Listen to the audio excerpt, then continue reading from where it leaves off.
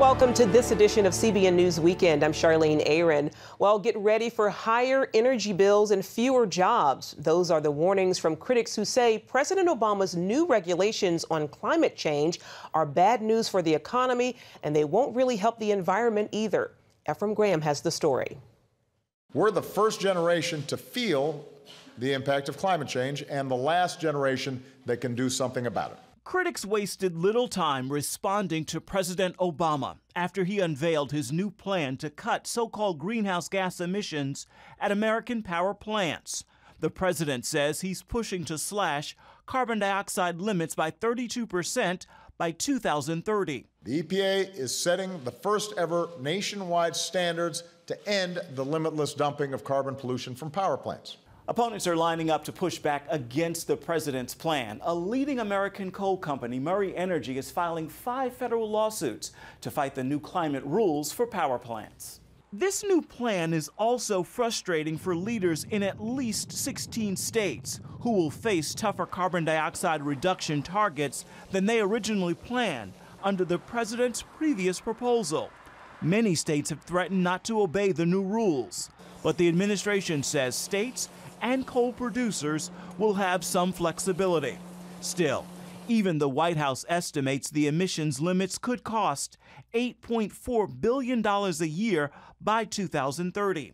And Republican critics say the rules will also hit people at home in their pocketbooks. They'll also likely result in higher energy bills for those who can least afford them. And the Chamber of Commerce said, with these rules, the EPA is trying to stretch its authority beyond recognition and to double down on its attempt to impose an unprecedented takeover of our energy system. The regulations will face several lawsuits in court, but the burden of the plan really falls on who Americans will elect as their next president in 2016, since the new rules don't take effect until President Obama leaves office. The next president needs to have their act together. So now the president's plan could become a campaign issue, and Republican candidates are pushing back against it. Wisconsin Governor Scott Walker tweeted, Obama's plan should be called the costly power plan because it will cost hardworking Americans jobs and raise their energy rates. And former Arkansas Governor Mike Huckabee tweeted, Obama's carbon crusade shows he's more committed to confronting American coal miners than Iranian clerics who chant death to America. Ephraim Graham, CBN News. It's been an extreme year of weather in the U.S. around the world in the last couple of months. Texas and Southern California both experienced days of heavy rain after years of drought. So does that mean that the droughts are now over? What are NASA satellites telling us about these events? Our very own Lori Johnson spoke with NASA scientist Doug Morton for some answers. What's the practical impact of this extreme weather? Well, there are a number of practical impacts that where NASA satellite data are feeding directly into disaster response. There's obviously the long-term monitoring of rainfall and drought. And then there's some connections from the rainfall and drought to other activities like fire. So California and Northern California in particular is seeing a particularly bad fire season this year. And that comes, not unsurprisingly, based on the fact that their levels of snowpack this year were at record lows. And so that whole region was more predisposed to wildfire activity based on the drought conditions.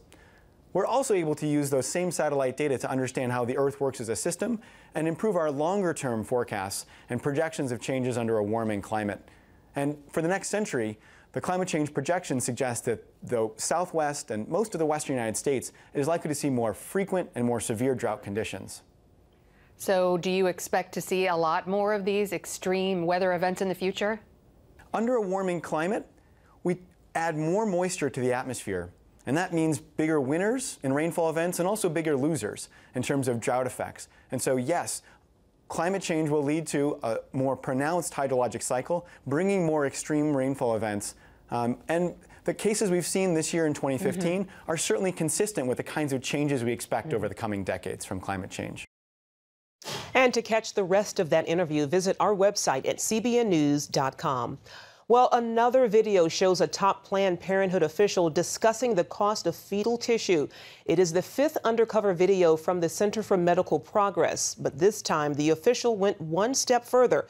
She discussed procuring intact fetuses. If we alter our process and we are able to obtain intact fetal cadavers, then we can make it part of the budget that any dissections are this, and splitting the specimens into different shipments is this. I mean, it's all just a matter of line items. Planned Parenthood continues to defend itself. They claim there is nothing in any of the videos that violate medical or legal standards. The release of the undercover videos prompted several congressional investigations into Planned Parenthood, and calls to defund the agency continue.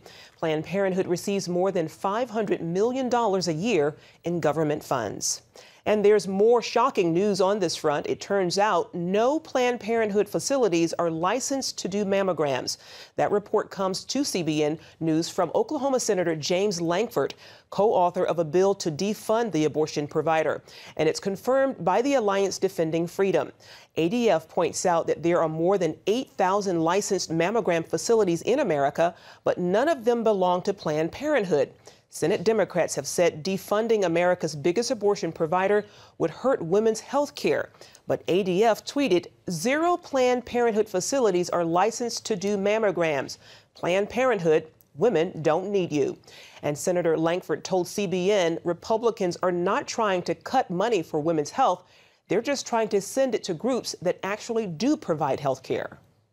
We want to be very, very careful with this, because there has been the argument that Planned Parenthood is all about women's health. Planned Parenthood is actually the single largest provider of abortion in the entire country. They're the largest abortion provider, but they'll also say we do things like referrals to women's health. Now, they don't actually do the women's health. They refer them to another clinic. We said, why would we have money go to the group that refers? Why don't we actually send it to the actual caretakers? So that is the community health centers. For instance, Planned Parenthood talks about mammograms all the time, that they actually refer people to mammograms, but they don't do any. None of their facilities actually are licensed to do mammograms. They just refer to others. So we've said, why don't we send the money to the place that actually does the mammogram than the actual entity, this clinic that's just referring, when really they're an abortion clinic more than anything else. And Senator Lankford says Republicans have other bills aimed at decreasing abortions coming up in the fall as well, including a bill that targets partial birth abortion.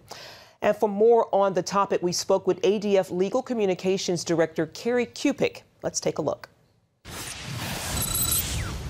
Carrie, Planned Parenthood says that if its federal funding is cut, women will have nowhere to turn for vital health care and cancer screenings. What's your response? Do women actually need Planned Parenthood? They don't.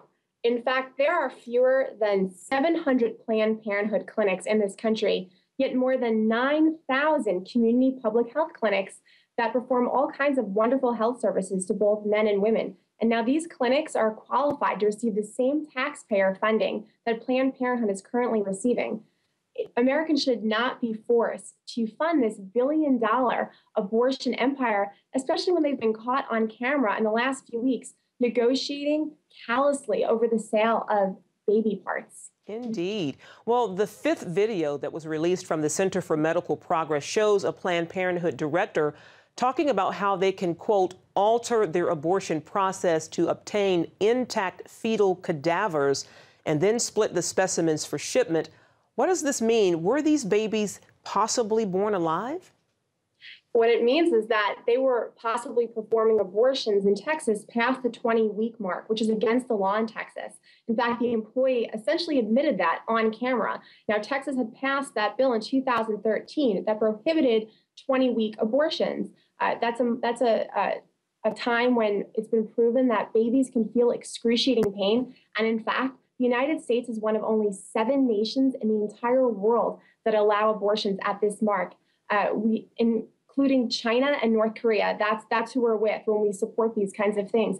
So the fact that the employee alluded to that on camera, we're looking at some possible serious criminal activity going on in Texas Planned Parenthood clinics. For sure. Well, let's talk numbers. Planned Parenthood says they're concerned with numbers, with women's health more than they are with profit. Do you find this to be true? It's outrageous. It's completely not true. They have been caught over and over in these videos that have been released over the last number of weeks, showing a complete callous disregard for human life.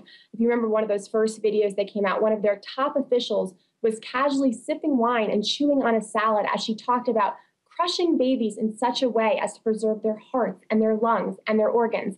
And today, in the video that was released, another top official talked about being creative in order to get that perfect specimen for projects. This is sick. This is not an organization that cares about women's health. In fact, Alliance Defending Freedom just filed a complaint with a regulatory agency in Colorado last week in regard to their Rocky Mountain Clinic, where Planned Parenthood is known to have looked the other way when a 13-year-old girl came in, had been sexually abused and raped by her stepfather, and they performed this abortion without her mother's consent and sent her back to her abuser. That's against the law.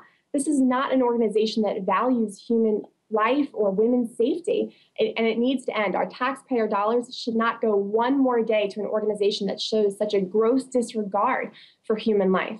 I think more and more Americans are jumping on that and saying amen to that. Well, what is Alliance Defending Freedom doing to get information into the public's hands about all of this? We've created a landing page on our website. So if you go to adflegal.org and you click on Planned Parenthood, the whole story, there are a number of action items that everybody can take. They can sign Americans United for Life, their petition. They can contact members of Congress via calling them or emailing them to say, we will not stand for our money going to this inhumane organization one more day. They can actually contact businesses. There's a list of businesses on the site that have supported Planned Parenthood, and the contact info is there. So that your viewers can call those businesses and say, please stop supporting this organization. And there are a number of other links. So it's sort of a one-stop shop, but I really encourage everyone to check it out because it'll give all the tools you need to put our feet down and say, no, this is not happening on our watch any longer. Amen. Do you believe this could be the tipping point for Planned Parenthood now? You know, if it's not, I don't know when it will ever be. And Dietrich Bonhoeffer has that wonderful statement, to stare in the face of evil and be silent is to essentially acquiesce to the evil itself. And that's a paraphrase, but that's what we're looking at right now. If we have watched these videos as a culture, as a people, and are not moved and are not pierced and are not thoroughly convicted that our taxpayer dollars are going to an organization that has such a callous disregard for human life and women's health and safety, I don't know when we ever will be at the point when we can say no longer. And so I think we're presented right now with an incredible opportunity. We have the evidence in front of us. It's time to move, and the time is now. In health news, the Food and Drug Administration has approved the first prescription drug made through 3D printing. The drug is called Spreedum, and it's a dissolvable tablet that treats seizures in adults and children. Aprecia Pharmaceuticals created the drug and says it dissolves faster than traditional medication. Researchers say they plan to develop other medications using 3D printing in coming years. Spreedum is expected to launch in 2016. The senior pastor of Hillsong Church is refuting reports that an openly gay couple is leading worship at its New York campus. Brian Houston put out a statement on the church's website saying Hillsong's position on homosexuality and gay marriage has not changed and is consistent with Scripture. He said church leaders were surprised when 2 male choir members announced that they were engaged.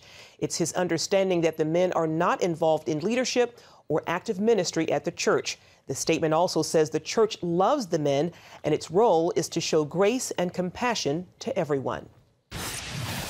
Coming up, they're leaving France in droves. Find out where French Jews are going and why.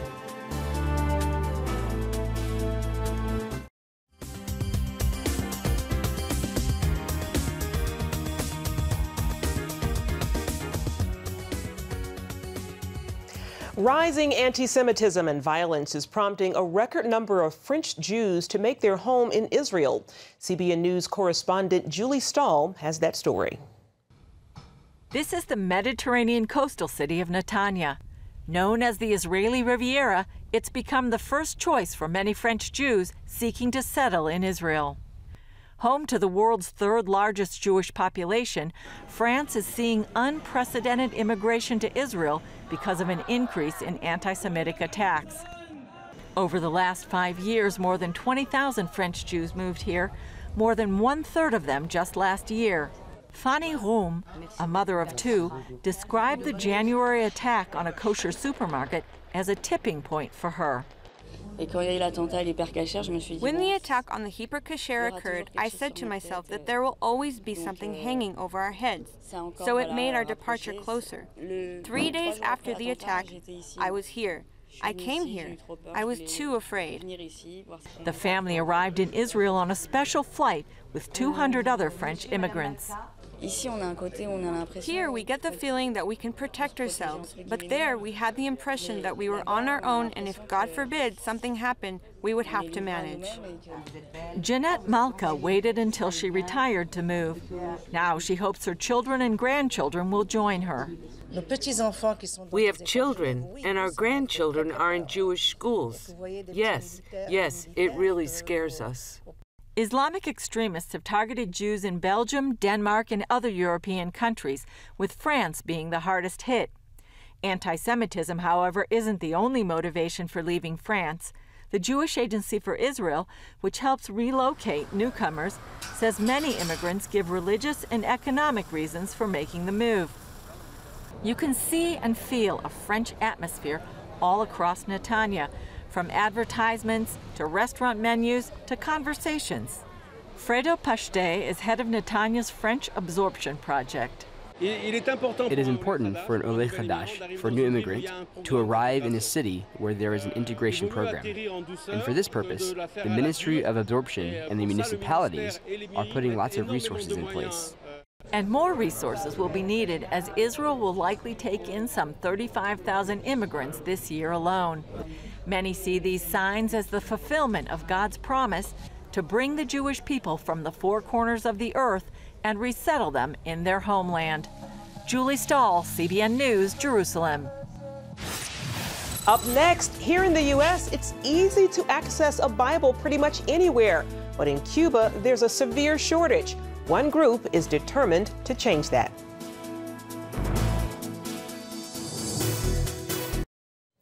An American missionary has been arrested in Thailand for smuggling North Koreans into the country.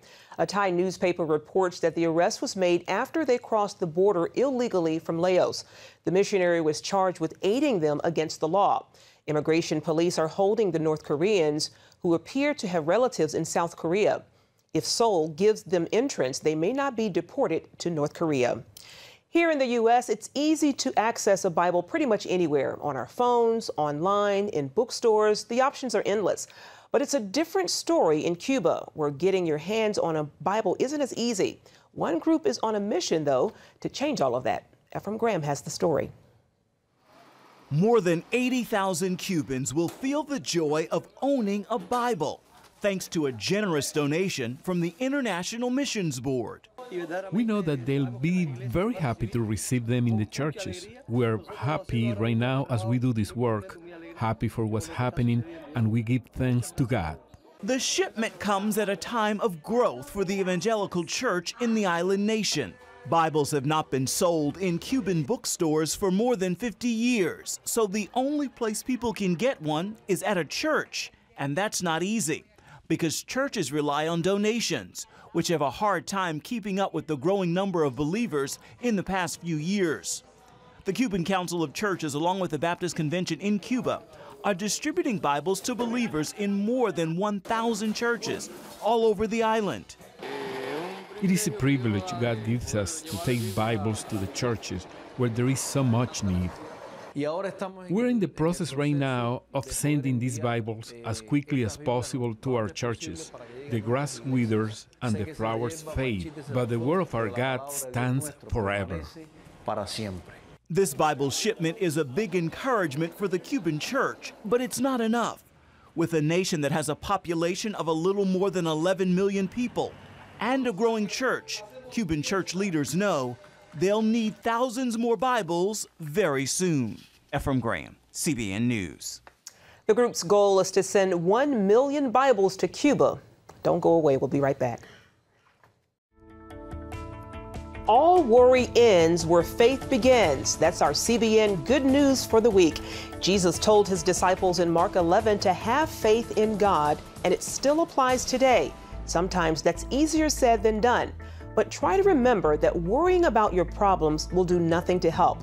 Let go of your worries and trust in God because he cares for you and is good. Well, farmers in a mountainous region in El Salvador are getting some much-needed help from Operation Blessing. The farmers had been struggling to grow food to feed their families, so OB teamed up with the Salvadorian government to hand out fertilizer to 10,000 families. Now they're seeing a 50 to 100% increase in their crops, and that's providing enough food as well as improving their overall health. OB El Salvador is also providing medical clinics where families can see a doctor free of charge. And you can find out more about Operation Blessing by going to their website at ob.org. Well, make sure you tune into the 700 Club next week. We'll bring you the story of the largest immigration crisis since World War II. That's on Tuesday.